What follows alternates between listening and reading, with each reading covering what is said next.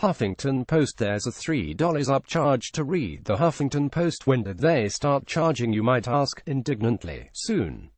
Then you'll look more carefully and realize that it's your cable internet provider that's charging for this.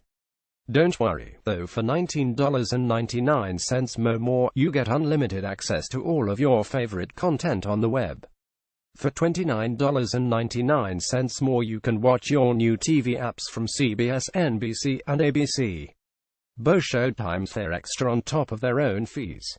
While you were shopping for your Thanksgiving dinner, the turkeys at the Federal Communications Commission (FCC) were quietly creating another pathway to profit for cable TV, satellite and internet providers that already make prime dollar providing you access to the World Wide Web.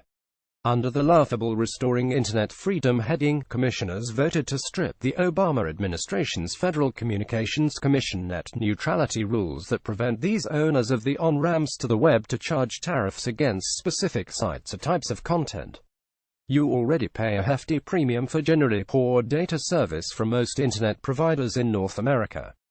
Cable providers get paid many times by you. You pay for the monthly service and the boxes that translate the signal to your TV. You also are hit with cable-specific advertising that is cut into your regular programming, and you pay a premium for certain services, such as HBO or Showtime. So why do Comcast, Time Warner, Cox and other gatekeepers want more? The bread and butter, as big premiums for you to watch television, is going away.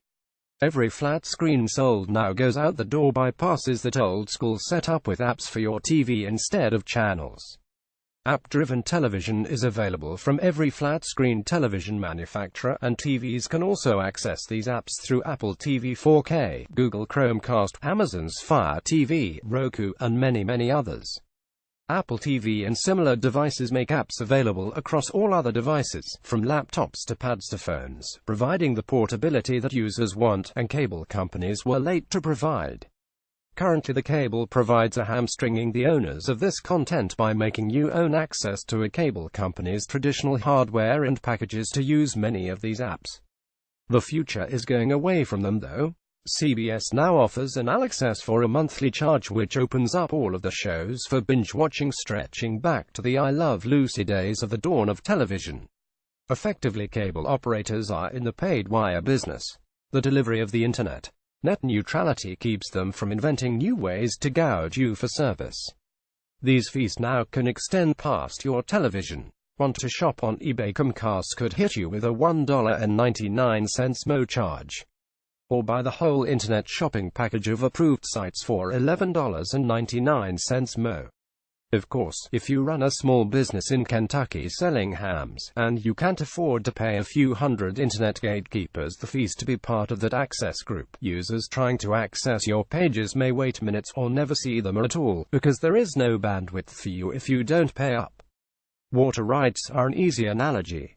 If towns on tributaries to the Mississippi began damming up creeks and charging the cities downstream for the water, people living all along the river would be livid.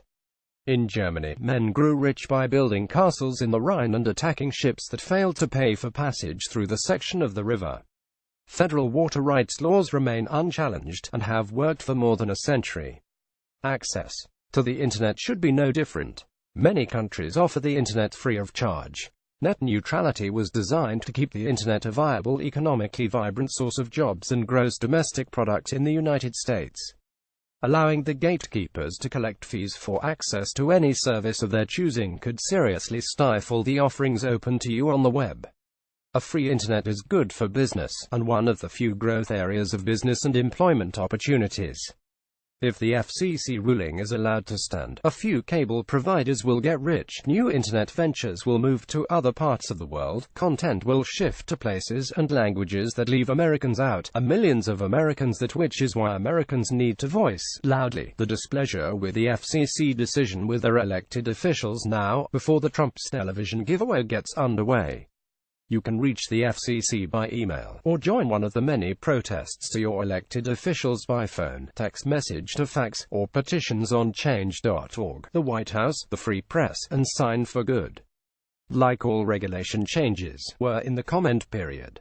So comment for your freedom. Loudly download.